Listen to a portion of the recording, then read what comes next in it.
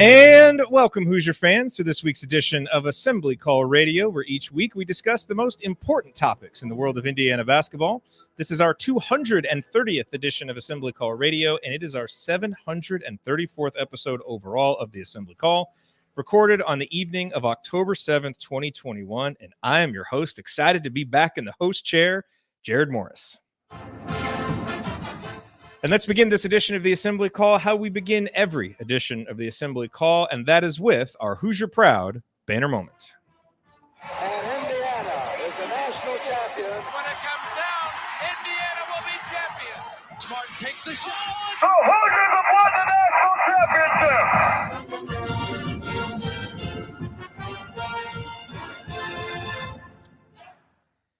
This week's banner moment occurred when yet another college basketball analyst, Andy Katz, listed Indiana among his top Final Four dark horses. This comes on the heels of CBS's Matt Norlander doing the same a couple weeks back. Now, let's unpack what this means. First, the obvious. If you're a Final Four dark horse, it means you aren't a Final Four favorite or a contender, which is not what anybody wants Indiana's station in college hoops to be. But when you haven't played in an NCAA tournament game since 2016 and you have yet another new coach, just being mentioned as a potential tournament team is encouraging, let alone a potential dark horse for the first weekend in April. But I'm interested in the meaning beyond that and why two analysts have now come to the same conclusion. What it suggests to me is this. People look at Indiana's roster and see all of the question marks and the lack of recent success, which is why most predictions have Indiana in the middle of the Big Ten pack. But they also see the talent of the individual pieces. Trace is a preseason All-American. Christian Lander and Tamar Bates are five-star talents. Jordan Geronimo is an athletic X-factor. Xavier Johnson, Miller Kopp, and Parker Stewart are impact transfers. Robin Race provide valuable experience, on and on. And there's a glimmer of optimism that in a new system with a new coach, something can be awakened within this team and program that's been dormant for the last half decade plus. And if that happens, unlikely as it may be, the pieces are there for this team to have a pretty high ceiling, which is why so many IU fans are excited heading into the season. I think most of us recognize that the probable outcome of this season is to finish between 6th and 8th in the Big Ten and sneak back into the NCAA tournament. But what's returned this offseason that was in short supply over the last two is hope. Hope that this IU roster might actually approach its ceiling rather than crashing through its perceived floor. And while some say it's the hope that kills you, I say it's the hope that gives you reason to live. The last three IU basketball seasons have died slow, painful deaths, all for different reasons, but all with the same outcomes. But the hope for more, for better, has breathed new life into a fan base that desperately needed it. And we're now just a month away from seeing what it will actually look like on the court. Will it end in a Final Four run? Almost surely not. But hey, it's at least nice to think something like that is back within the realm of possibility. All right, now let me introduce my esteemed co-host for tonight. First up to my left, he is one of the other coaches on our team, stepping in tonight with Coach Tonsoni out at Big Ten Media Day this week. Tonight's guest is a former high school basketball coach in Indiana and the founder of IU Film Room, which provides the best video analysis out there of IU basketball. He also built and sold bbtools.com, a resource for basketball coaches.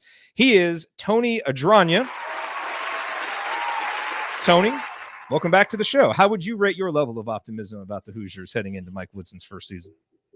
First of all, thanks for having me on yet again. Super excited to be here. And I'm just like every other fan. I think right now, my level of optimism is through the roof. I don't see how we lose a game.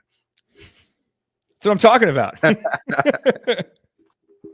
All right, but any other general thoughts just on, kind of how you felt seeing guys that have been brought in, what things look like in the Bahamas? Yeah, it's that level of optimism isn't just coming from nowhere. It was in short supply, as you mentioned, under previous regimes, especially towards the end. But if you had to grade just Mike Woodson's first offseason, it would have to be A+. In terms of bringing pieces in a short time frame, bringing back already some greats and kind of meshing that future with that past that sometimes it seems like was a struggle to do. Just today at practice, Jared Jeffries was there. Clark Kellogg was in the house. A little bit of Mike Epps action there as well. And so there's just a level of excitement. I think Mike Woodson's doing all the right things in terms of He's catering to the guys that are obviously on the team, but he's putting out those things. And obviously his content team is doing great in terms of putting out the right things that recruits want to see. And, I think IU has really stepped it up on that front the last couple seasons, just in terms of their media and their social media and all of that stuff. But it just, all the right things are happening right now with the Indiana program. Obviously there's no wins and losses. Actually, there were 2, I guess, in the Bahamas, but that's why the level of optimism is just so high. The guys that he was able to retain, the guys he was able to bring in with the short time frame, it's just, it's really exciting. It's an exciting time, I think, for Indiana basketball when we all kind of need that. Absolutely. All righty. And to my right, analyzing players, finding every wrinkle. He hasn't ever hosted, never lifted a finger. He's got all the Well, let me quickly add just one thing about this. Dude just interrupted his own jingle. I heard you say one word. Ryan, stop being so shy. What's your rant this week? Oh, one of the favorite emails we've ever received as a show was asking me to take a stance for once. It was seriously. a YouTube comment, and I was a think I YouTube regret showing it to you now. Hilarious. I'm just going to tone it down for the whole season, guys. We talked about this in our group test, and there was really not any huge news going on to rant about. So I wanted to bring up a recruit that Indiana is chasing that appears to be very interested. And in our group text, I just said, having watched him play and read a lot about the evaluations of him, I think Gabe Cupps out of Centerville, Ohio, is going to be a very important target for Indiana. He seems like he's going to be a 4-year player in the Jordan Hulls, Aaron Kraft type mold. And I think that's something that Indiana needs, is stability and steadiness at the guard spot, at a guard, sort of a point guard spot. And every time I watch this kid play, he's about 6'2", 170, 180, led his team to a state title last year. Every time I watch him play, I come away more and more impressed with his ability to just run a game, to just run point and find open people, knock down open shots. I mean, he can just is just very steady, and it feels like Indiana hasn't had steady guard play in a long time. And I love what the kid brings. And he was at Hoosier Hysteria. He's coming back for an official visit this week. I think a lot of big schools are in on him, but I think that this is a kid who fits what Indiana wants to do long term. Be a little more up tempo, move the ball, shoot the ball from deep. And I think he's a guy who's becoming a more important recruit by the day for Indiana. And I think it would be really interesting to see what he says coming out of his official visit. Kind of expecting possibly a winter decision from him, even though he's only a junior. I think that's one to watch, and it's a recruitment to watch to see how hard Indiana goes after him, because it appears they're going very hard after him. Indeed it does. Coincidentally, the last time we had steady guard play was the last time we made the NCAA tournament. Interesting how that works out. Yeah, weird. All right, here's what we're going to cover this week. Segment 1, as we always do, we'll run through some Hoosier headlines, plus we have a special announcement we're going to make here in just a moment.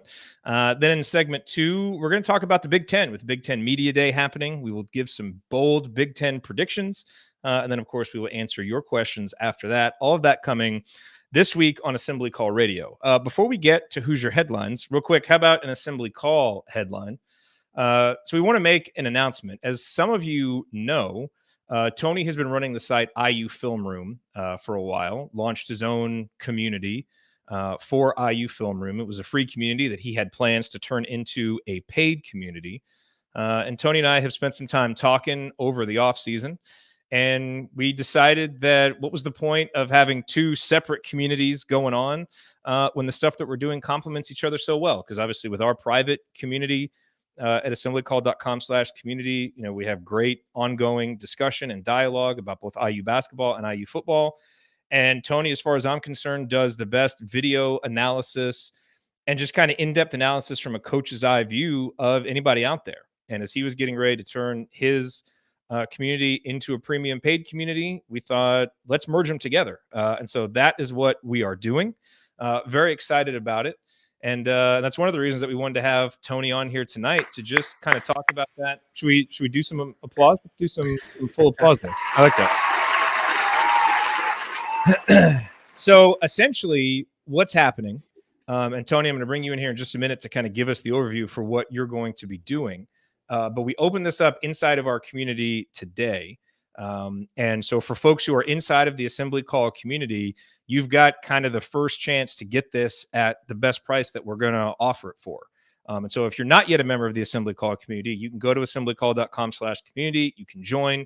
You'll be able to take advantage of the special deal, but it's basically $24.99 for the full year, and you'll get all of Tony's analysis, which is kind of a crazy value. Tony, do you want to run down kind of what you're planning on doing as we enter, the rest of this offseason, then into the season, because you got a lot of really fun stuff planned? Absolutely. First of all, obviously very excited to be joining the community, and obviously love all the great stuff and the conversations that you and I have had, Jerod, over the off season. And, this was just a very organic, natural fit for the two of us. So first and foremost, just super excited to be in there. And as I mentioned in the community, I'm just hoping to bring some value to everybody's IU fandom. Because at the end of the day, that's what I am. I'm an IU fan that happened to coach some basketball at some point in my life too. So I just kind of look at the game with a little bit of a different lens sometimes than other people, but that doesn't mean I'm right or somebody else is wrong or anything like that. I just see the game sometimes from a different light or a different perspective. So basically what I'm doing with this community is I am running it like my lifelong dream of running the IU basketball program. So I'm going to give out scouting reports of the opponents, and I'm going to break down team film. I'm going to break down individual film, just as I would if I had my own high school basketball program or I ran the IU program. I'm going to look at recruits and break down their film and what I like about them and what I don't, or, what they'll need to work on or areas for opportunity, shot charts, and deep dive into some analytics and things like that, things that you'll get on KenPom or Synergy. And so that's essentially what I want to do with this community, is just offer a ton of value from a kind of a coaching light or a coaching perspective. And I think it can be a lot of fun. Obviously, we'll certainly take feedback and listen to other things that people would like to see in that community. But yeah, I'm super excited to kind of run it. This is my second season where I'm not actually coaching my own high school team. So I actually have some free time, and I don't know if I have free time. I'm going to have 2 kids. So I don't know if free time is the right word, but I'm going to have some time away from actually coaching the game of basketball to where I can kind of fully immerse myself in this. And that's what I'm super excited about. And it's a perfect time because it's a new staff, new regime. So everything's going to be new. All the sets that IU's going to run, their defense, their ball screen coverage, all of that good stuff, it's all going to be new. So that's really exciting too. It's a great time to kind of kick this off. Absolutely. And frankly, we've got some other announcements kind of planned for the coming weeks, but this is the first one. Makes all the sense in the world. So go to assemblycall.com/community. You can join the community. And then once you get in there, you'll be able to take advantage of the special deal that we have happening. We wanted our current community members to get the best deal on this. And so we're going to raise the price on it next Friday, but you got the next week to get in there, take advantage. Because when you lock in that price, it'll be that price forever for as long as we're running the community and Tony's doing the IU film room. That's what the price will be. So let us know if you have any questions. Tweet us at Assembly Call, at Jerod Morris, at Coach Adragna. Don't tweet at Rumors and Rants because he doesn't really know anything about this. He just shows up to give opinions. Leave me out of it, guys. Come on. I've asked repeatedly for you not to add new information that I have to remember. Okay, so let's talk some basketball here. I don't know if you guys saw, but the official, unofficial Big Ten media poll came out where they basically take 2 beat writers from every school and do the preseason Big Ten predictions how they should be. They rank the teams. They do the 5 all-conference players. Indiana was picked to finish 7th. Trace Jackson-Davis was a first-team all-conference selection, and the order went Michigan first, then Purdue, then Illinois, Ohio State, Maryland, Michigan State, then Indiana, then Rutgers, then Iowa and Wisconsin, and then obviously the rest of the teams back beyond that. Ryan, what was your reaction? Any strong reactions to the official, unofficial poll? There were no real surprises. I think that pretty much the offseason told us where these rankings would be. I think that I kind of saw you throw a little shade on the Purdue ranking, or not the ranking, but when Greg Doyle came out with his column about it being one of the best teams he's ever seen or whatever. Yeah, that's a ridiculous statement. It is an absolutely ridiculous, and that's what I was going to say. I think Purdue has a lot coming back and is going to be a very talented squad, but Michigan's kind of proven that it belongs in that position. I don't think Purdue has proven that yet with expectations what they can be. And so I whether they're a solid number 2 for me, I kind of look at it as Michigan is above everybody else. And then there's that group below, and that group below is kind of all together for me. I think Purdue's going to be a very good basketball team. I've said that last year too. I thought that was the when we were talking about reasons you have to fire Archie Miller, one of them is because Purdue's going to be really good next year, and you need to start to build some momentum because they have momentum. But it will be interesting to see how Purdue plays with expectations. I've always felt that Matt Painter's teams do well when people don't expect them to be very good, and they kind of jump up a little bit. And so that will be an interesting thing to watch. That was my only note, really. I thought that lined up pretty much where everybody's been saying it would line up. I think Indiana's being a little bit undervalued at 7. I'd put them in the 5 to 7 range if I was picking. But you got to remember that, I mean, people are discounting the fact that Trace Jackson Davis can take over a game and completely dominate it. He was in a bad system last year. If this system works out, you're going to start seeing him do a whole lot more. And if he has help around him, that's a guy who can take over a game and completely dominate it. And so I think that they're undervaluing Indiana a little bit. But again, I understand it because nobody's seen what this team can do on the floor. We haven't seen what this team can do on the floor. And so it's again, we've talked about it the last couple of weeks. It's just kind of like, well, we don't know what they're going to be. But I do feel like with the roster they have back, it's a team that's probably being undervalued, but I understand why people are undervaluing it. It's almost like a safe play to put them down in that 7-8 range. Yeah, well, and frankly, the unknown has kind of been a nice place to be in for one offseason after the last season. It's a lot less scary. It's Tony, your high-level reaction. We're going to talk more about the Big Ten next segment, but your high-level reactions to the official, unofficial poll. Yeah, I mean, it kind of lines up with Ryan. There was nothing that jumped off the page. It's like, ooh, I didn't see that. I thought it was a little bit interesting to see Caleb Houston got a vote for first team All Big Ten. Don't usually see that from a freshman, but that was kind of interesting to me, I guess, in terms of things that kind of jumped off the page. But I mean, overall, hard to go wrong with anybody that was preseason first team. Like you said, IU middle of the road makes a lot of sense, kind of in that range of Rutgers and Maryland. I think Iowa's going to be really not very good at all. I could see them being lower tier Big Ten for sure. I thought 9 was kind of generous to them, but I mean, with all that said, I think Penn State could maybe surprise a little too. But with Shrewsbury being in his first year, they're going to struggle probably a little bit, but. Again, nothing too crazy. I'll save the preseason player of the year stuff for when we talk a little bit more Big Ten, because it's one of my bold predictions. Is a couple of those are a couple of my bold predictions. So I'll save that. Yeah, Ryan, Coach had some choice words for Fran McCaffrey in our text message today. Yeah, he's not a fan. Not a fan. Not a fan. I like how, Coach is up at Big Ten Media Day. He's trying to be all professional when he's there, try not to be like a fan so he's just like texting us all the things that he probably wishes he could say in person. It was very entertaining. Just as Fran said today, they will be deeper than last year. Yeah. At Media Day, whenever coaches talk about depth, it just means that they don't really have any frontline guys that they trust. We're going to be real deep this year. Yeah. Sure you are, Iowa. And then the other note, Ryan, you talked about Gabe Cupps earlier, taking his junior year official to Bloomington early next week. He was just in attendance for Hoosier Hysteria. That seems pretty encouraging that he's coming back so soon after that. And I agree with you. He is a guy that I would absolutely love to see in the Cream and Crimson. I thought it was interesting that Indiana offered Bloomington North standout J.Q. Roberts. This was his first high major offer. He's a guy who's not even rated currently by 24/7, has some offers from the Miami of Ohio's and Ball States of the world so far. and I haven't watched any film on him, so my knowledge of him is very, very limited. But just from what I've read, it sounds like he really broke out kind of this offseason, had some big scoring games in some summer tournaments. And, just looking at his measurables and some brief scouting reports, he kind of sounds like a Jordan Geronimo type, where he's got good size, 6'6", 6'7", good athlete, maybe a developing scorer type guy, but where you really would be banking on the upside. So do either of you guys have more insight on J.Q. Roberts? Obviously, it's always notable when a Bloomington guy gets offered, because that's big news. I haven't seen him play yet. Yeah.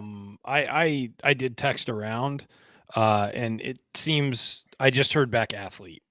Really, yeah, he runs track too, I believe. Like high level athlete, pretty much. And I was also told that some other schools are coming in to look at him. So big schools. So it's not just Indiana may just be first here because he's in the backyard, but you may see another, high major come in and offer pretty soon. But yeah, I mean, look, if they've seen him, they know about him. If they're offering a kid in their backyard, they clearly feel confident. But I think people also need to remember that, like, if he's a high level athlete, maybe they're just getting in early and hoping that he becomes something.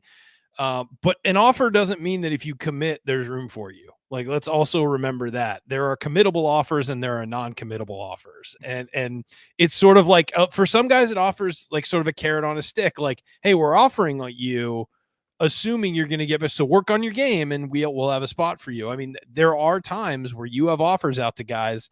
They want to go to your school and you're like, sorry, we're kind of recruiting another guy ahead of you. We just don't have room for you right now. I mean, that happens. So an offer doesn't mean we'll take you right then in every case. So that's the way recruiting works, whether that's shady or weird or not. Everybody does it. That's why every school has 60, 70 offers out for 3 spots. There are guys that they will take and guys that they won't. It's the way it works. Happens in football too. Yeah, I texted around as well. I've seen him play a few different times throughout the high school season. Not somebody I would have defined as a high major guy last high school season, which was the last time I saw him play live. I thought he was pretty raw and still had a lot of work to do on his game. Now, however, it looks like, from what I've heard, he's in the gym every single morning and truly is working on his game and has had that mentality for, sounds like, a decade, which is pretty impressive for a kid that's in high school. So it sounds like he does put in that work. And then it sounds like you said he had a breakout season, AAU season. I think he had a 40-point game in Vegas, which really kind of turned some heads. And so I think, a guy that can stretch the floor, I think he kind of thinks he's a 3 or 4-ish type player. Yeah, exactly. Who knows? Who cares at this point? So it'll be interesting. Like Ryan said, it's so bizarre because like the committable and non-committable offers, like it's such an oxymoron but it's all part of the game that these coaches are playing. So yeah, I think it's them just trying to do some work early and kind of get that offer in. They know some other high majors about to bounce in. I think he's got a visit to Butler next week. I would imagine he's probably going to get an offer there. And so IU can kind of play that game if he does happen to break out of, look, we were first. Joel, I'm going to have to ask you to stop harassing chatters with fake news, please. Oh, about him actually liking me now? Yeah. What is this nonsense? Ryan always tosses bombs. I've grown to appreciate Ryan more and more. Used to think he was always wrong, but turns out I was wrong. Folks, give me some time. I will grow on you. Like fungus, I will grow on you. Just wait. Time has proven me right on virtually nothing. Never forget. Never forget. All right. That's good for segment 1. We covered a lot there. Coming up on Assembly Call Radio, we are going to look ahead to the Big Ten season with some bold Big Ten predictions. We will give you ours, then we will debate them, and then Chat Mob, we want to hear yours too. That's next here on the Assembly Call.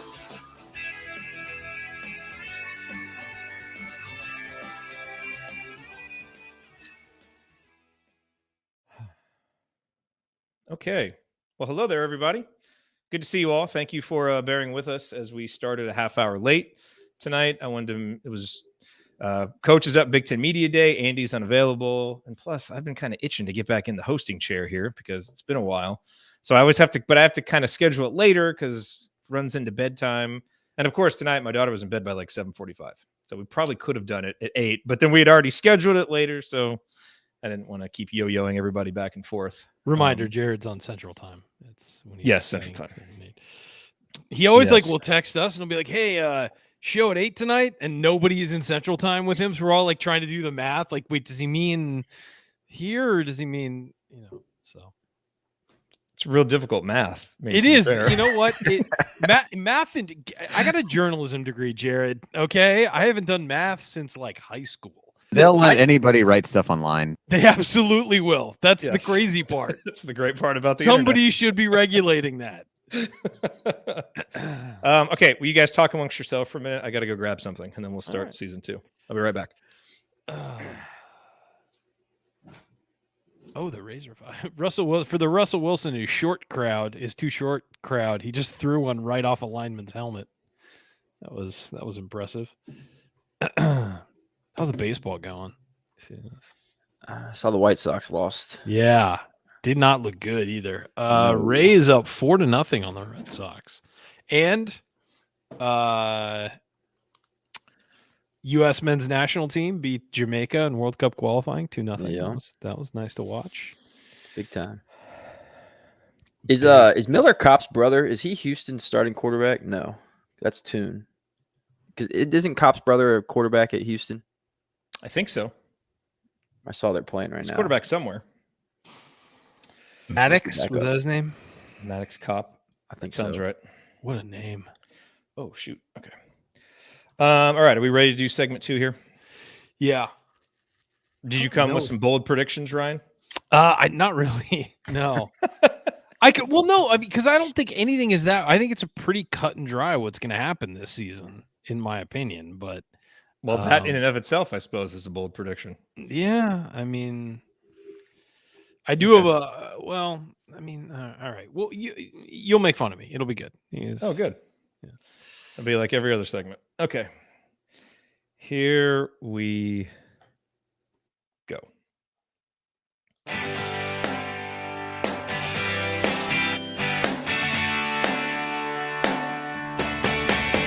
What's going on? It's Christian Wofford. What's the only thing better than an epic buzzer beater? Celebrating it with friends afterwards.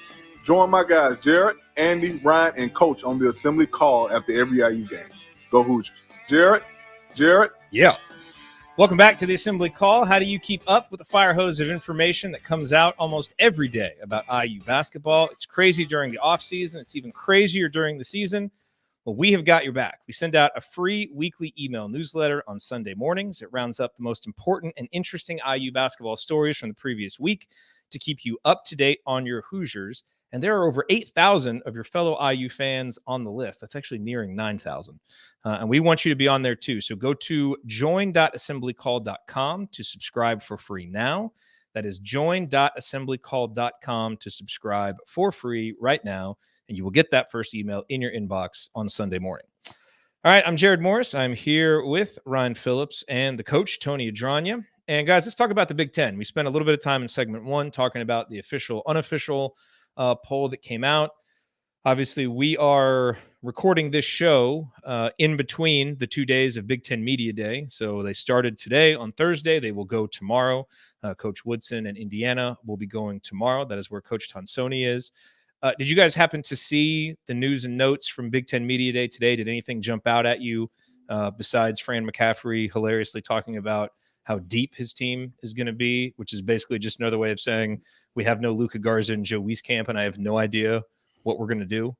Anything else jump out to you? Him deflecting when people asked about defense. That was awesome. I as Coach texted to us, I saw Juwan Howard. I just find him incredibly impressive. I think that he's just a guy who gets it. He's one of those people that was always talked about when he was a player about how he was kind of a basketball savant. He was just really smart and sort of understood basketball on a different level than other people. And when you're a big guy, you don't really get credit for that a lot of times, because you're not a guard. You're not surveying the floor and making decisions. You're just kind of, especially in the NBA and college when he played, you're just kind of posting up and, wandering around setting screens. But that's a guy who's incredibly intelligent and is incredibly, incisive when it comes to basketball and just gets it. And it seems like from top to bottom, he understands the game. He understands recruiting. He understands what it takes to run a program. And that has been the most impressive thing for me. The last one is the most impressive thing for me since he became the head coach at Michigan. It just seems like he understands all aspects of college basketball and is a guy who I think is going to be a force in the Big Ten for a long time, unless as an Indiana fan, let's pray he's successful and an NBA team comes along and tries to steal him, because I think he's going to be a great head coach for a long time. Tony, any news and notes from Big Ten Media Day that jumped out? Yeah, I saw a few different people tweeting about how EJ Liddell was slimmed down quite a bit. And then he actually made a comment that like 4 people had come up to him today and talked about how good he looked. So that'll be interesting. You know, he's got somebody that's kind of guarded centers in the league. So it'll be interesting to kind of see how his game transforms a little bit for Ohio State. You know, they're projected towards the top of the Big Ten. So that one kind of stood out to me as just something to keep an eye on, something to watch. Sometimes when guys slim down like that, but don't really change how they play, it hurts them. And so, you know, I think he probably did that to benefit his game and be able to move and play out on the perimeter a little bit more. But, you know, when you actually get into the games, as we like, just as a side note, like we saw Trace Jackson Davis, he's been working on his outside shot. He got into the game in the Bahamas. We didn't see him shoot an outside shot because you go with what you're comfortable with. EJ Liddell, you know, comfortable kind of playing. I mean, he can shoot the ball a little bit, but just comfortable kind of playing that bruiser style a little bit. And then he slims down. That could actually hurt his game. You know, or, you know, he might go out and torch the Big Ten and be a 40% 3-point shooter. And I could be completely wrong, which has happened before. I'm very comfortable with my bruiser hosting style. So I did not slim down heading into the season. I plan to play the same way that I have the last couple seasons. Let's go to some bold Big Ten predictions. So I will start with my first one. It seems like Purdue, Illinois, and Michigan are pretty much everybody's top 3. Typically with Illinois as the third of those, and then Purdue and Michigan, you know, flip-flop depending on your preference. My bold prediction is that I think that one of Illinois or Michigan will not finish in the top 3. Wow. I don't know which one, but I think there are question marks on each of them. You know, and this is the reason why, to me, Ryan, I would feel more comfortable picking Purdue over Michigan as the Big Ten favorite, because I think that people are underrating. And I'm going to give a hat tip to Brendan and Dylan over at Moving Screen Pod, because they pointed this out. You know, they lose Franz Wagner, Chaundi Brown, Isaiah Livers, and Mike Smith, who all had an offensive rating of 108.5 or better. And those guys were all really good 3-point shooters. 3 of them shot 40+%, and the other one was Franz Wagner, who was a top 10 pick. And so replacing that kind of offensive production and experience, because those guys played a lot of minutes, that could be kind of difficult. You know, Juwan Howard's first couple of years, he's been anchored by some guys who have been around a little bit, some older players. And now, you know, they're building this team around Hunter Dickinson. You've got, you know, some more new players coming in, both, you know, freshmen and some transfers. And I'm a little bit worried about where the shooting is going to come from and how that might affect Hunter Dickinson and what they want to do offensively.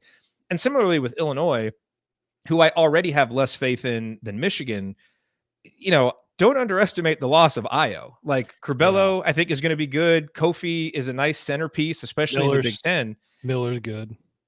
But Io bailed them out of a lot of games last year, and they don't have that guy now.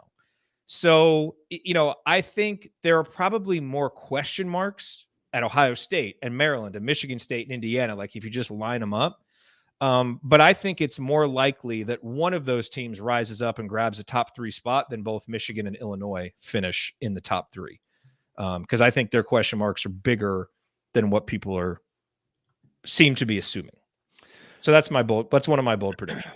Well, I think most people are assuming that Kofi Cockburn, because he's a true center and has dominated before, will be the player of the year. I think a lot of people feel that way, just because whether he's the best player or not, he's going to put up ridiculous numbers, sort of in a Luka Garza kind of way. Obviously not the same way Garza did, but Garza put up big numbers, and Cockburn is going to put up big numbers, and he'll be the player of the year. So it might not be that bold, but my prediction is Hunter Dickinson's going to be the player of the year, and I don't think it's going to be close. And the reason why is exactly what you said, Jerod. They're building their offense around him, and then he's got a ridiculous amount of talent around him to help out. And you look at their recruiting class, and these are guys who are going to come in and play and have a big impact. I mean, Houston got votes for player. Did he make the preseason team? I didn't see No, he just but got votes. He was close. I mean, to get votes is incredible. Alex and Dillon had him in the top 10 in their Big Ten top 25 players. I mean, given what he did in high school and what he looks like as a player, I'm not shocked, but they've got other guys. And I think I'm just going to be interested to see how that offense gets set up. I mean, again, Howard is incredibly smart. He's going to figure out how to use his guys. I am concerned about the shooting. I agree with you on that shooting is going to be their biggest question mark. Can any Big Ten team shoot, by the way? I mean, the shooting across the conference is really down. Not great. Not great. No. Not great. I think Purdue can probably shoot it a little bit, but everybody feels like they lost their best shooter. I mean, except for Indiana. But like it feels like everybody lost their best shooter. And so, but guys develop, guys get better. So again, it'll be interesting to see how that pops up. I don't think that the league is going to be as static as people think it is. I do think Michigan is the best team. They have the most talent, and they have right now the guy I consider probably in the moment, not over his career, but in the moment, the best coach right now. And so if you're looking most talent, best coach, best staff probably included in that, that's why I picked them number one and think they're head and shoulders. Will that happen? I don't know. We haven't seen them on the floor yet without all those guys that Jerod mentioned. So, but I don't think the league is going to be that static. I don't think it's going to be a clear-cut 1, 2, 3 all season as everybody's predicting. There's always a team that jumps up. There's always a team that's better that we don't, it could be anyone in the conference to jump up. And I think there's going to be teams that drop down. The one thing I will say is, having looked at the schedules, I don't think schedule is going to dictate who wins the conference. Like I feel like a lot of times it does. I think that there's a very even distribution of ability across the conference. And I think that everybody's going to be facing, I looked at the various scheduling at the various schedules and how they line up. And I think that the top half of the conference all have pretty similar difficulties to their schedules. I felt. By the way, Indiana actually lost our two best shooters. So Armar Franklin and Al Durham are both gone. So kind of forgot that in the but they imported Miller. Optimism. They imported Miller Kopp and Parker Stewart, and they did lose their best shooters. We have some theoretical shooting, but we did lose our two actual best shooters. Yeah, so that's worth noting. Tony, your first bold prediction. Yeah, it kind of goes hand in hand with what you both talked about in your bold prediction. So mine is that the Illinois faithful will be counting down the days for Coburn to leave. Wow. In a very toxic way, not because like Coburn's bad or but there's already some tension there. He entered the portal, and so there's a little bit of tension built up. Just almost with the fan base and him. Almost went to Kentucky after there was talks of him going to the NBA. He's going to be relied on as their go-to guy. There's going to be more focus on him from defenses with no IO. Don't get me wrong, Illinois is going to have a lot of talent, but all eyes will be on him. And they're Illinois is going to lose some games. They're not going to go undefeated.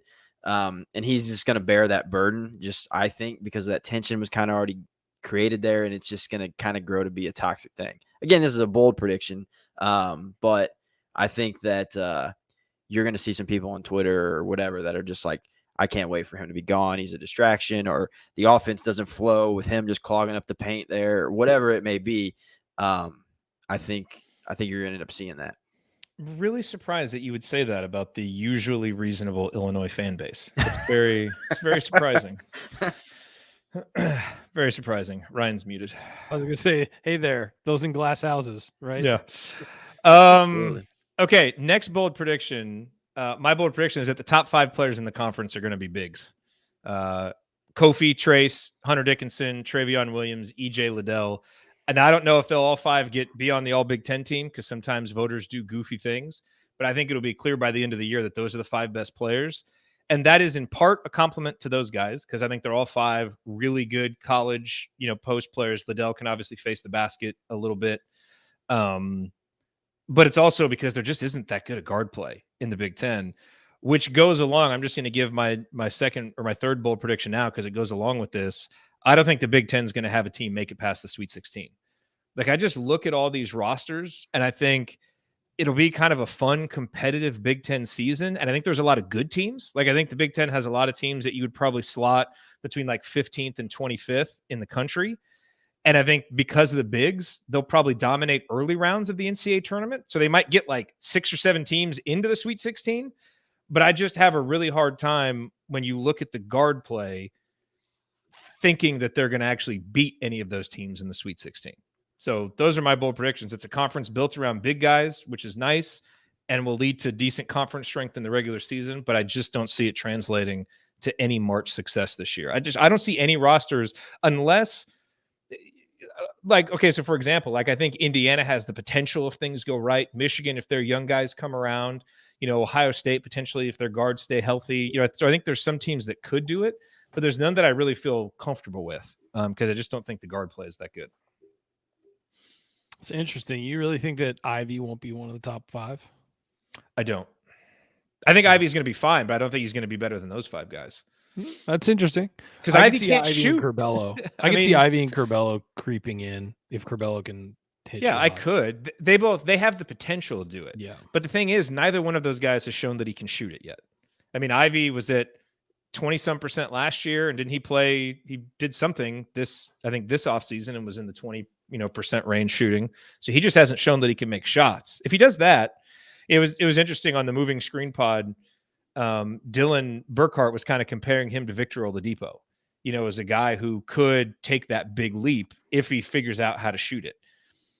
Actually didn't hate that comparison. I think there's, that's a decent comp. That was obviously the big thing for Victor is when he started making shots. And if Ivy can do that, yeah, he'll be a top 5 player. He just hasn't shown it yet.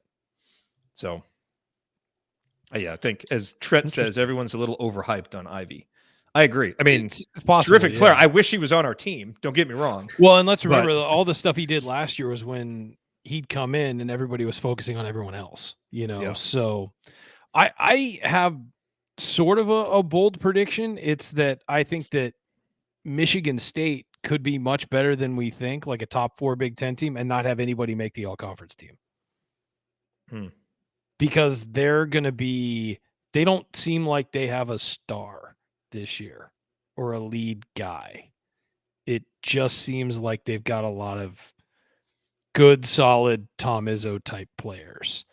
Usually there's one guy who's a lead guy and then a bunch of Tom Izzo type guy. You know what I mean by Tom Izzo types, like hard-nosed, can kind of shoot it, rebounds the crap out of the ball, plays defense. Seems like they got a lot of those guys and not, a Cassius Winston this year. So I think that could be a team that sneaks into the top 4, yet doesn't have somebody, maybe they get somebody, barely sneaking on the second team, but not have an all-conference player. Yeah, I could definitely see that. Many people are noting, regarding Ivy, that Armand Franklin was obviously pretty poor with threes his freshman year and made a big jump as a sophomore. Definitely true. Ivy could do that. And if he does, he probably will be one of the top 5 players. I guess I just want to see it. And it's just kind of the respect that I have for those 5 big guys who have all really shown it. Tony, your other bold predictions for the Big Ten? Yeah, my second one is it's the homer in me and that we're making bold predictions. TJD wins Big Ten Player of the Year. Damn. Averages double-double, probably 20 and 10-ish. Ups that free throw shooting to 70% or better from the line. The team sees a huge, pretty big improvement, which kind of garners some attention from people. And then, I'm kind of piggybacking off of like some Coburn slides and things like that, to where just kind of the perfect storm for TJD to come in there and win Big Ten Player of the Year. My last bold prediction is that we're going to see a contrast in how Big Ten games are officiated. From the 2019-2020 season, the SEC averaged 39 fouls per game. In the top 6 conferences, the Big Ten was the lowest in fouls per game at 33. And it's just a slugfest in there. And I think you're seeing league officials kind of getting, and by officials I mean like presidents and things like that, not like the actual referees. To get antsy for a national title. It's been 21 to be going on 22 years this season. The style of play in the Big Ten is a stark contrast from the style of play you see in the NCAA tournament, especially from some of those top teams. I thought that stood out the most last year. Like it really, it was a huge contrast watching the NCAA tournament. I think it's been growing that way for a long time. I think last year was the most stark it's ever been, the difference between the Big Ten and the way everybody else plays basketball. Which is kind of weird because the NCAA tournament, it turns into a possessions game where it's so like grinded out, but it's still just the contrast of Big Ten games. It's just like beat the hell out of each other and like, slugfest and see who wins. So, that's obviously, again, just a bold prediction, but I think you've got more teams that are in the Big Ten now. They're kind of moving to that modern style. You've got NBA coaches and Juwan Howard and Mike Woodson. Holtman runs an NBA style. Illinois and Brad Underwood kind of run a nice style too. So I think that you'll just kind of see some of this is just hopeful. We'll see less monitor reviews. Try to just keep some more flow into these games. So this was outside of a bold prediction. It's more so of a hopeful prediction to just see a little bit more flow and just let guys operate in space and not have two hands on guys and stuff like that on the defensive end. And that's just the offensive minded fan in me that, I get frustrated sometimes when I just see the defense like literally has two hands on some guy's hips as they're trying to drive the ball and it's not called. But I don't know. The foul numbers were interesting from the SEC to the Big Ten. 6 fouls per game. That's huge. Chat mob, you have any bold Big Ten predictions? Put them in there, and we'll read them off here if you have any. Ryan, any other bold Big Ten predictions for you? No, I think those are the two I had in the chamber. Also, Fran McCaffrey his head will explode at some point this season. That's my other one. That's different than every other year. Pretty safe bet. You got to sink the short putts too, Jerod. Okay, who do you guys have more confidence in this year? Iowa, Wisconsin, or Nebraska? Wisconsin. One more time. Iowa, Wisconsin, or Nebraska? Because I feel like one of those teams is going to finish 9th. I got to go with Wisconsin. But I think Nebraska will be interesting. They're kind of a wild card this year. They'll be interesting. Mm-hmm. Yeah, no one has any confidence in Iowa, nor should you. Let's see. But there's a lot of Nebraska love in the chat here. A lot of people saying Nebraska. Okay, Ari's bold prediction is that Minnesota will go 0-20. Their roster's pretty bad. That's actually not ridiculous. That is not ridiculous. I kind of thought he was making a joke at first. Not ridiculous. Let's see. Jack says Purdue will lose in the first round again. I don't know about that. They're probably too big to lose in the first round, but I don't think they're going to make it past the Sweet 16. Coach Tonsoni says Nebraska's 9th for him. Joel says Nebraska's going to make the NCAA tournament. So how many Big Ten teams make the NCAA tournament? Is that saying 9 make it? I think 8 are going to make it. That's with Rutgers as the 8th one. I think those 8 teams, though. I mean, like I said, I think you can look at Purdue and Michigan and Illinois, and if you want to say they're the top 3, fine. And then you've got kind of that next group, but there's not a whole lot separating, 3rd from 8th. It's going to be a slugfest in the Big Ten this year, which we say all the time, but it really feels like there's going to be a lot of evenly matched teams playing this year. Okay, excellent. Good segment, guys. A lot of fun there.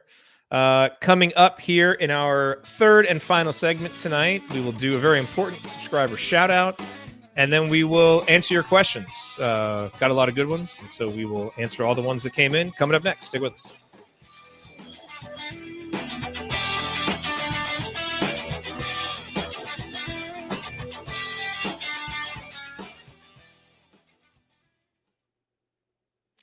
All right.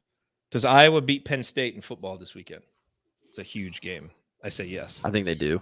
Yeah, I think they're the better team. Question is, can they beat them? That is indeed the question. I don't know. I'm going to go with Iowa. Yeah, because it's at Iowa. Yeah. That's the noon game, right? Like the big noon kickoff or whatever. Is it? I think so. Maybe I'm wrong. That would make sense. Trent says he likes Murray from Iowa. He's a good player. But he's also, he's been a bit player. What's he going to do when now he's like the lead guy on the scouting report? Yeah, what's the shooter's name that they lost? Wieskamp? Yes. Who was lighting it up.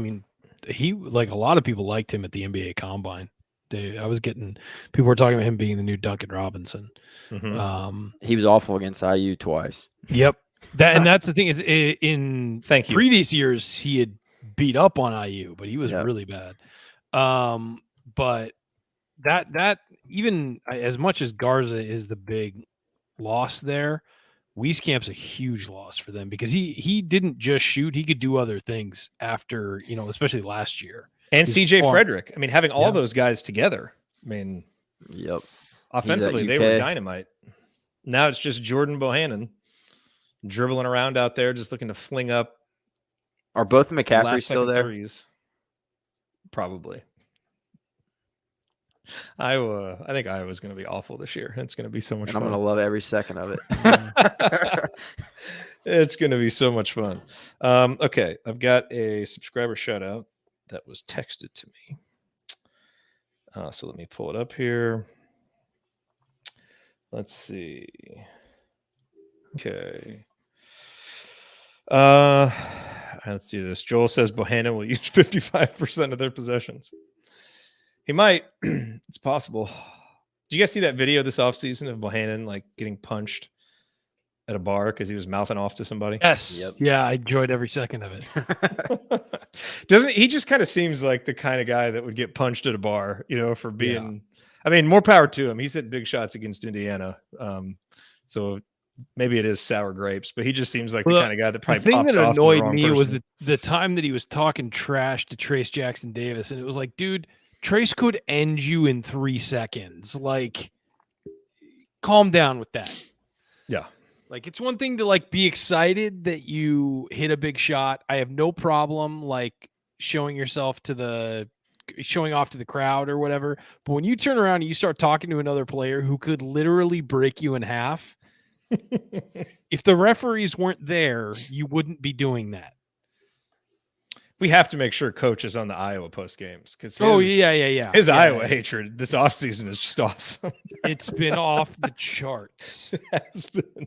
Like, we've had to rein it, be like, whoa, Coach, hey, tone it down a notch.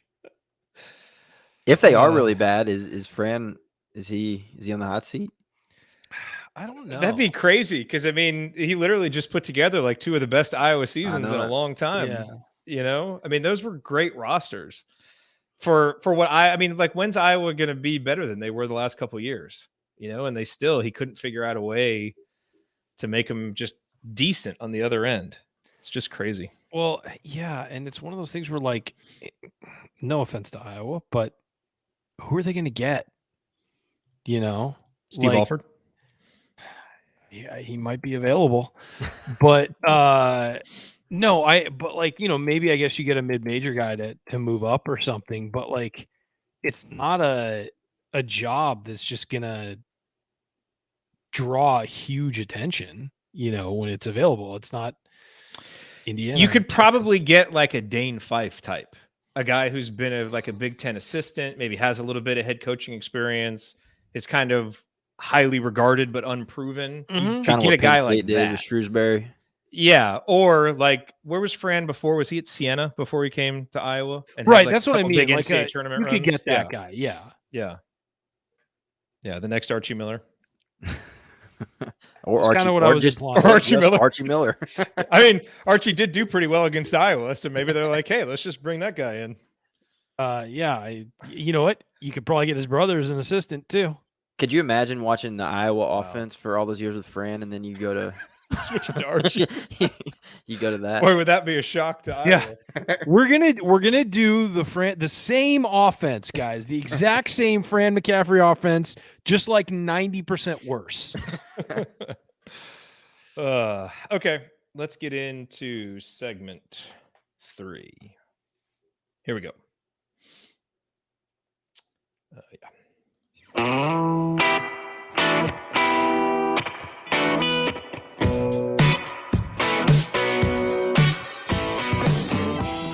asked Thomas Bryant, what's the only thing better than being Kentucky in the NCAA tournament?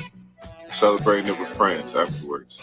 Join Jerod, Andy, Ryan, and Coach after every IU basketball game. Go Hoosiers. That was our last NCAA tournament victory. God. Oof. Just How melted. long ago does that feel? Jesus, just think about that as you said that. I'm so ready to end that entire line of conversation and being reminded of how long it's been. But man, that game was so much fun. I love Thomas Bryant. Okay, I am Jerod Morris. I'm here with Ryan Phillips and the coach Tony Adranya, and it is segment 3, which can only mean one thing. Subscriber shout out, subscriber shout out. All right, so today our subscriber shout out goes to the great Jack Forney, one of our longtime listeners. We had one of our first assembly call meetups in Bloomington, and we went and had lunch at Upland Brewery, and Jack was there, met us there to come have lunch with us. Like, he's just an awesome, awesome guy. And texted me earlier today to let me know that today is his wife's birthday. And so we want to wish her a happy birthday. And also, Jack's daughter, Shaylin. Ryan, do you remember for those couple of years when the assembly call was playing live at Yogi's? The old Yogis. That's right, the old Yogi's. They would play the assembly call. It would go live at Yogi's after the games. And Shaylin, who was one of the servers there, she was a big fan of the show, and she helped us hook that up. Well, she is getting married to her longtime boyfriend, and that is happening. Well, that's happening on Saturday. That's awesome. So he wanted a birthday wish to his wife, and congratulations to Shaylin and Andrew on their wedding. That is phenomenal. Where's the applause? Congratulations. Happy birthday to Joey. Happy nuptials to Shaylin and Andrew. That is awesome. Hopefully we'll get to see you guys this year when we come into town. And thanks for texting, Jack, and thanks for being such an awesome, awesome audience member for the assembly call. Jack's awesome. He's been with us he's been a fan for a long time. A long time. Always participated and been awesome. Yes, he has. Absolutely. All right, guys, it is mailbag time. All of these questions submitted via our private IU basketball discussion community, which you can learn more about at assemblycall.com/community. And as we mentioned earlier, you can go take advantage of the special deal that we're running with Tony Adranya's IU Film Room joining us. So it's a premium section inside of the paid community. So you go in, you join our community, you'll get all the discussion, all of the happy hours, and all the stuff that we do normally. And then if you want, the extra in-depth film analysis, then you can join the IU Film Room in there. And if you do join that, it all comes up in one feed. It's really easy to watch and organize and kind of keep track of. So go there, assemblycall.com/community, join us, and you can submit these questions for the show. First question comes to us from Coach Jeff. Is the panel as bullish on the Hoosiers' chances to be a dark horse Final Four contender as Andy Katz, where he rates them second behind Syracuse? I covered this in my banner moment. Tony, your thoughts on the dark horse Hoosiers? I'm not. I'm not as bullish on a dark horse Final Four team. I'll take a Sweet 16 though. That would be awesome. I don't think our roster is constructed to where I could see, that happening. Now, I would love to be proven wrong, but no, I can't see it. I'd take a sweet round of 64 at this point. Yeah, exactly. Let's just get back into the damn thing. Small steps. Ryan, your thoughts on the dark horse Hoosiers? It's tough. If Armand Franklin was back and developed, on the same trajectory, I think maybe. But I just think they're missing, or may not be missing that guy. I just don't see it right now, having that guard who can A, hit a big shot for you from the perimeter, and B, break you down and make it to the hoop in a big situation. We'll see if somebody steps into that role, but I don't see it on the roster right now just because, again, I haven't seen some of these guys play yet, really. So that's what's holding me back. A junior like Armand developing the way he was, if he was there, man, I would make that prediction and feel great about it. But no, I don't see it right now.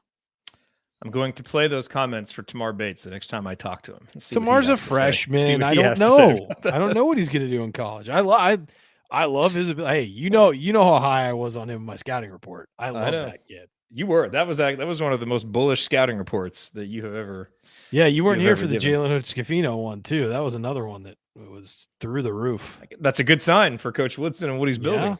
That is good because Yeah, some of those usually scouting reports. usually on my scouting reports, there's very much a but, and with Hood-Scafino, it's mostly like, no, he's pretty good. How soon can he get here? Yeah. Okay, then from Kevin, is the offer to J.Q. Roberts too soon?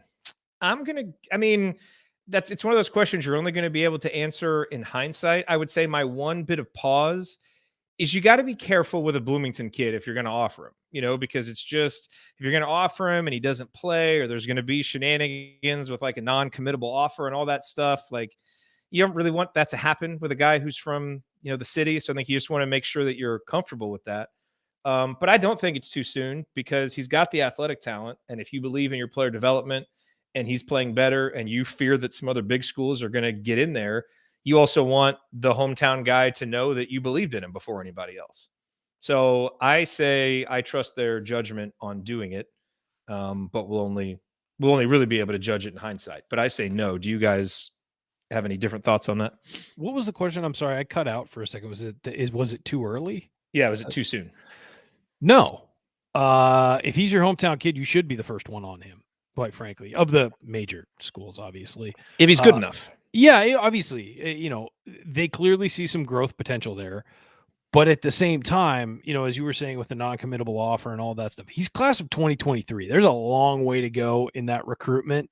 So we don't know what he's going to be yet. I mean, I want to see him on the floor this fall and late fall and winter and see what he can do before we start making proclamations that maybe it's too early, too late, whatever. Let's see what this kid can do when he gets on the floor in Bloomington and see what happens. Yeah, and that I basically agree with Ryan. I mean, we lack so much context into everything that's gone into his recruitment thus far and what the conversation was about the offer. I think it's Dane. Dane is the main recruiter on him. I think that that says a lot. Dane's been able to kind of he's seen the college landscape from a pretty wide vantage point. Now, I know there's some people that talked about guys that he's been able to get in and not been able to get in yet and all that good stuff. But anyway, we just lack the context. So if the staff thinks that it's the right move to make to offer him, then they've given me no reason to believe that wasn't the right move to make then. From Joel, what if at the end of the season, this team is completely healthy and the five guys getting the most minutes are Xavier Johnson, Scoop, Parker Stewart, Jordan Geronimo, and Trace Jackson Davis? I guess he just wants our reaction to that lineup. So what if? Well, I guess that would mean that Race probably didn't develop a face-up game, and so you're bringing him off the bench. It would certainly mean that Jordan Geronimo's offense has come around. And it means that, Tamar Bates kind of lives up to the ceiling of what we think he can be, even as a freshman. Because I don't think anybody would be shocked if, Xavier's the point guard. I don't think anybody would be shocked if Parker Stewart is playing a lot because of the shooting. And certainly you wouldn't be shocked about Trace. And I think, to me, when I look at this, Tamar and Jordan Geronimo are two of the highest ceiling players on the roster. Oh, absolutely. So if that is the lineup, it might actually mean that we're pretty darn good if those guys are the ones playing. So what do you guys think if those guys are in there? Because that's a really athletic lineup if you're rolling with those guys. So the question was, what would our reaction be if those are the five guys that get? Yeah, he basically just said, like, what if? I would have some questions, I guess, about why like a Miller Kopp wasn't involved, or what happened to Race. Certainly, Race is, to me, he's such a guy that you just can't take off the floor just because he does so many intangible things. And then it sounds like a jump shot has possibly been developed. I've seen a couple of videos of him knocking down some threes and his shot looks pretty smooth. So I would have some questions, certainly, but like you said, that's an athletic lineup. I think, all things considered, that means Parker Stewart's shooting the ball really well, which is a good thing. I think Woody will certainly not play him a ton if he's really not knocking his shots down. So I think that would be a good thing. So I guess overall, more positive than negative, but I would have questions on a couple guys and why they didn't stick with the starting lineup. Yeah, certainly there's questions, but I don't think that lineup is completely out of the question. I think that with Tamar Bates by the end of the season, if he's not playing a significant role in this team, something's gone terribly wrong. And then with Jordan Geronimo, I mean, the way I look at Geronimo, and I've kind of always looked at him with his athleticism, he's kind of a lottery ticket. If he turns out to be a great player, awesome. That was a good, quick recruitment. They snagged a really athletic kid who developed. If he doesn't develop, you can still bring him in for 5 fouls every game and just some runaround athleticism. So there's really no downside there. It's sort of like signing someone for cheap in Major League Baseball and just hoping they have a great season, or the NFL and hoping they have a great season. It's all upside. And if it works out, I would not be shocked at all, because that guy has the ceiling as high as you know. I don't know if it's as high as anybody on the team, but it's certainly up there, his ceiling. I mean, you could say like that might be the highest ceiling lineup we have.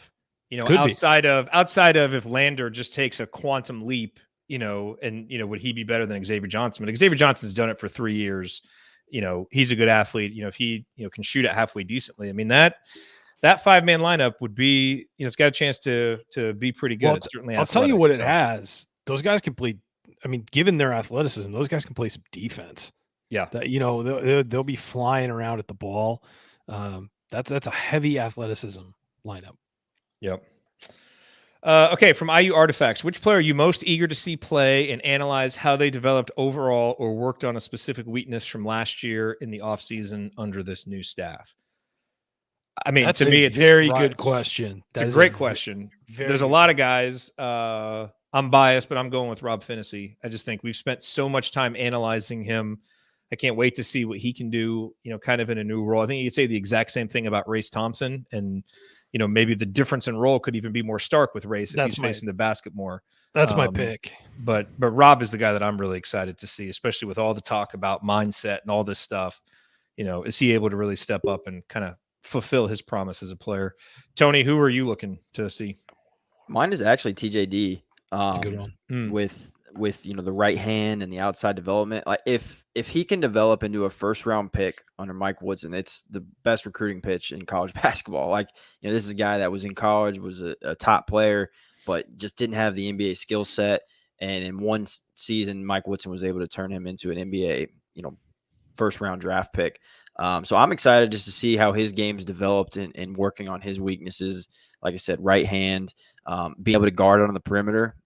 Sounds like Mike Woodson wants to do some switching on ball screens. So being able to guard on the perimeter is going to be pretty important for him. So he's one that I'm certainly looking forward to seeing. How about Trey Galloway? A lot of people in the chat are mentioning Trey Galloway. Yeah, he's getting some off-season buzz too. Yeah. I had heard from some people that he was actually shooting it pretty well. I'll believe it when I see it, because I understand he didn't really change his motion that much, but he's making threes, which would be shocking to me. But in a wider, in an open sort of offense where there's driving lanes and the ability to sort of cut through the lane and maybe dish or finish or whatever, that could really elevate what he can do on the floor, because he works best in the open floor. We saw it last year. The best we saw him were in those early games where they were fast breaking, and he was able to get out, finish, and make passes and see the floor and handle the ball and all that, at full speed. If this is really going to be an open offense and there's going to be driving lanes, that will elevate his game almost certainly. Now, how does he, develop and become better in that scenario? We'll see, but I'll be interested to see how much better he's gotten, because he didn't transfer. That's the thing, is that a guy like Trey and a guy like Anthony Leal were convinced to stay. I mean, they didn't put their names in the portal, but they didn't leave either. And so they must feel like there's room for them on this team in this scenario with Mike Woodson. And Lander is obviously the other guy, just to see how much better he is, and it's not even, it is a system fit, but it's also just like a basic basketball skills fit. Can he guard his yard? Can he stay aware and help side defense? Can he look competent as a shooter? because you see the skills, you see the Just passing. hit the rim. Yeah. I mean, you see the passing and the offensive awareness and some of that stuff that's almost innate, like he's really good at that kind of stuff, but he's got to get better at the other stuff. And if he does, he'll play. And if he doesn't, there's a lot of other talented players that'll pass him for minutes. But I mean, there's a lot of guys. I mean, that's why everybody's so excited. Again, that's part of the fun of a new coach and a new system is seeing how some of the holdovers, adjust. Again, another guy who, if the offense is really going to be that open, if there's going to be fast breaking and all of that, another guy who will benefit tremendously is Christian Lander. Yeah. And like Joel said, a lot of in the chat, I think last year we said Christian Lander would play more than 25 minutes a game. I think a lot of people thought that, especially on this roster. I mean, when the coach basically begs you to reclassify and you're coming to a roster that has that many guard problems, and we weren't alone in that. Alex and Dylan, when they did their top 25 players, Christian Lander was 23rd. Now, think about how poor of a season Christian Lander had. And that's the thing about freshmen. That's where we're talking all about these Michigan freshmen, and it's different because Lander classified up and ended up coming into, kind of a disaster of an offensive system. But things can go really wrong for guys that you haven't seen play. And so the hope is we know what his talent is, a year of maturity, new system. Will that help him develop? We obviously all hope so. Confidence is going to be huge for him. Yeah, absolutely. Okay, from Valerie, she wants to talk about Chris Mack. Will he be fired? Will Caleb Green ask for a release of his commitment? Why he committed to a school already in hot water is beyond me. Will Indiana be in the running again? Ryan, you want to indulge in a little bit of Louisville Schadenfreude? I mean, will we be competitive for him again? Is that the Well, she wants to know if Chris Mack is going to be fired. I don't know if he's going to be fired. I thought it was a Caleb Green question. Well, then it was Caleb Green. The feed stuttered. So, Chris Mack, I'm hearing that things are not great there. Do I think that do I know if he will get fired? I absolutely do not. But I have heard that things are not very good there right now. And there are problems between Chris Mack and the administration. And obviously all of the NCAA issues that are going on there. There is a chance, I've been told, that it maybe doesn't work out and they don't fix it. But, I mean, they could decide tomorrow to change their mind. So I don't know, but I have heard things are not – all is not well in paradise down there in Louisville. And – is it ever? I mean – yeah. It's this. What is it? This is like 15 years of this. Yeah. I mean, who are they going to hire next? Sean Miller – Kelvin Yeah. Sampson, who are they going to get? But and here's the thing. When they hired Chris Mack, there were a lot of people who respected what he did at Xavier and also said, he's kind of prickly. It's not, you're not bringing him in and he's this guy who just everybody loves and embraces or whatever. There's a little Jim Harbaugh to him so I never thought that was that great a hire. When there was a potential to hire him at IU, I was not a fan of that decision based on what I'd heard. When I think it was the Archie Miller hire. Yeah, we've had several now, so it's hard for me to remember. But it was the Archie Miller hire, and Chris Mack got some play for that and was talked about. And I talked to some people who said, stay away from him. That was more of a fan thing. He never had a chance. Right. No, but he was mentioned on all the lists is what I'm saying, and I don't think he ever had a chance to get the job. But when people were mentioning him, I talked to some people who knew him and followed his program and followed his career and just said, yeah, no, that's a stay away. And so I'm not shocked by what's going on at Louisville at all. I think the man can coach on the floor. But about half of your job when you're a college basketball coach, probably more than half of the job when you're a college basketball coach, happens off the floor. And all of that is very important to your program. And so I don't know what's going to happen. I have just repeatedly heard it ain't good right now. And so will certain players committed there be free agents soon? I don't know. Because a lot of times, let's be real, a lot of times these players commit to the assistant coaches more than the head coaches. And so if the assistants are still there, or if one of the assistants gets elevated, maybe they stay, so Cue Kenya Hunter 50-cent gif. I mean, it's true. I mean, Yeah. think about that. Think about how many players stayed because of Kenya Hunter, how many players transferred in because of Kenya Hunter, how many players have committed to IU because of Kenya Hunter. Yeah. So I think that there is some truth to that. So I don't know about that specific situation if he's going to become available, but yeah, things at Louisville, not great right now. By virtually all accounts, not great. To me, if there is a player to commit to an institution and not a staff, it's Glenn. You know, he's from there. It seems like there's been love for Louisville forever. Like that's a kid to me that's like he was going to Louisville. It didn't matter who the coach was. Like a Leal in IU. Like he had an IU offer or the coach left after his freshman year, didn't even consider transfer portal. Like I don't care who the coach is, I'm playing for the institution. Yeah. I kind of see that with Glenn. Yeah, and I'll say this too. Louisville will get a coach that he'll probably want to play for. I mean, you know, Louisville's going to be able to pay to get a good coach. Will there be NCAA sanctions and will it be fun to play there during that time? Maybe not, but I mean, they'll be able to hire somebody who will, you know, if he's on the fence about leaving, that could convince him to stay. Will he? I don't know. We'll see. Kenya Hunter comes to you right now and says, I'm leaving unless you name me coach in waiting. Do you do it? That's rough. Okay, maybe it's not that combative, but Kenya Hunter gets an offer to go somewhere else. Yeah, he's going to go somewhere else. Okay. Yes. I'd say yeah. I would. And here's why I say that.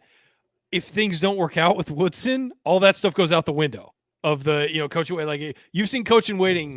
Oh, excuse me. You've seen coach in waiting get fired with the head coach before plenty of times. So if it doesn't work out and it's all bad, your handshake agreement about coach in waiting is gone. So yes, I think you do. I think you need to have that long-term stability on the staff somewhere. If that guy really is going to bolt for somewhere else, he's especially in a situation like this where the head coach is older too. It makes a little bit more sense. Well, that's the thing. To do something like that. Yeah. Would you do it, Tony? Yeah, I think I would. I think you'd have some awkward conversations with Dane Fife soon after. I'm willing to have those conversations with Dane Fife. 100%. Yeah, bring absolutely. me up. I'll do it. But yeah, I mean, Dane, this is going to be awkward, but we've got a podcaster that's going to deliver some news to you. Dane, this is going to be a weird conversation. First of all, nice to meet you. Second of all, yeah, I don't know. It'd be awkward, but I mean, how could you not want to keep Kenya Hunter around? Like it's his footprint on the program is pretty impressive currently. Agree. Okay, a couple quick questions here from Valerie. Since the location of the Final Four is not set in stone for New Orleans, any ideas where it might land? Selfishly, I'd like Indianapolis. They did such an awesome job of pulling the whole tournament together last year, and fans like the layout of downtown. Indianapolis is always awesome for the Final Four. What do you guys think about that? I haven't followed this at all. I didn't even know the Final Four was in New Orleans this year. I didn't either. I'll take Indy though. You put it in Indy, I'm always happy. Yeah. Great place to have an event. Can't go wrong with Indy. And then finally, Valerie says, I saw several Twitter posts about Romeo Langford yesterday, but the content had been deleted. What gives? I don't know why it would have been deleted because Romeo made a last-second shot to win a preseason game, which was awesome. It was very reminiscent of a shot he hit from the left wing against Michigan State, which I think that tied it in regulation. He didn't hit the game winner against Michigan State, but he hit a big three after the ball had been saved from going out of bounds. So it was very similar to that. And it was great. And you could tell with that shot, his release was so much quicker. I mean, he's really been working on his shot. You know, it still looks a little bit awkward, but he's getting it off a lot quicker. You know what I'll say? I'll say his shot looked just fine when he put 48 on us in the semi-state. Yeah. When I was coaching at Southport, it was probably the most impressive high school basketball game I've ever seen from an individual. And I know I'm a little bit younger, so I'm sure guys like Damon and whatnot had some magnificent performances that I missed, but I've never seen a player just so in the zone than he was that night. And that was a complete sidebar, but to me to say like that 48.9, I'll never forget it. It's because Romeo is awesome, and it gets lost in how poor the team played and the 12 out of 13 and some of his own ups and downs. but he had so many clutch performances as a freshman. It was great to see. I really feel like, Ryan, I'm curious your take. I mean, I really feel like if he just has a season of health, I think he's ready to break out as like a legit rotation guy in the NBA. He's not probably ready to be a starter yet or a star, but he's shown he can defend. We know he can go get buckets, and the shot looks better. And I feel like he's ready to play a legitimate role on an NBA team now, if he can just be healthy. Brad Stevens loved him. I mean, let's be real. Brad had him in playoff games, closing games because of his defense. And started a few too as well, didn't he? Did, yeah. So it's just going to depend. I mean, look, it's a new coach, so we'll see, if he's earned the trust and respect of the coach or whatever. But yeah, certainly he has the skills to play in the NBA. We've seen guys who certainly have less skill starting in the NBA, and it's just a matter of him putting it all together and staying healthy. Like, that's the big thing, because it seems like as soon as he started to work his way into the rotation better, boom, injury, out for a while. So he really needs to find that sort of path of health and being able to move more solidly into a rotation consistently. Health and wealth, baby. Yeah, it's a shame that season went as poorly as it did, that there were so many injuries, that Rob got a concussion, that they lost 12 out of 13, and that you had radio blowhards poisoning the well for people about Romeo and just enjoying his freshman season, which is one of the best ones that we've seen.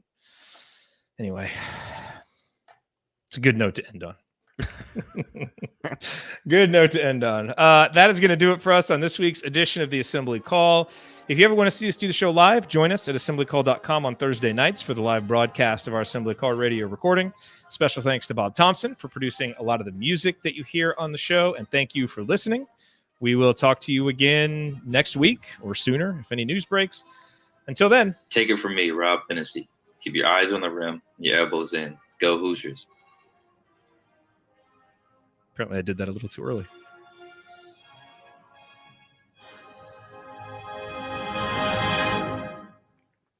I like everything about that. Thank you. Thanks for coming out. All right. Good stuff, gentlemen. Likewise. Good stuff. You know what song we haven't played in a while that we need to play, even though it's late, but we got to cue Ryan up for some kind of story.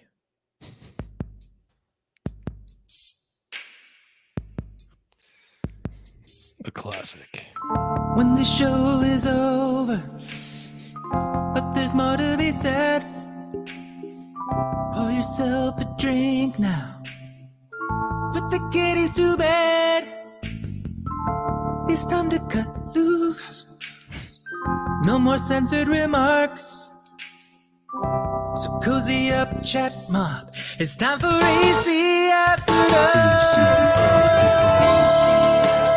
Gotta have a little butthole in you. San Diego chicken shit. Here I come, Coach Mike. I think I kissed a lot of girls. I think I might even kiss a lot of guys. I don't know. These are all rumors. I don't know what's true and what's not. Turn your butt cheeks on. Assembly Call co-host, the Red. Oh, that's such great work by Bob Thompson. It's really a shame that that's not for an earlier segment in the show so we can play it every time. Ryan, I think we would all like some AC After Dark stories and insight on what it is like now to be engaged. The world's completely changed. Our relationship is disaster. It's we've exactly the same as before, isn't it? Yeah, we've lived together for a year and 2 years now. 2 years now. I was gonna say, yeah.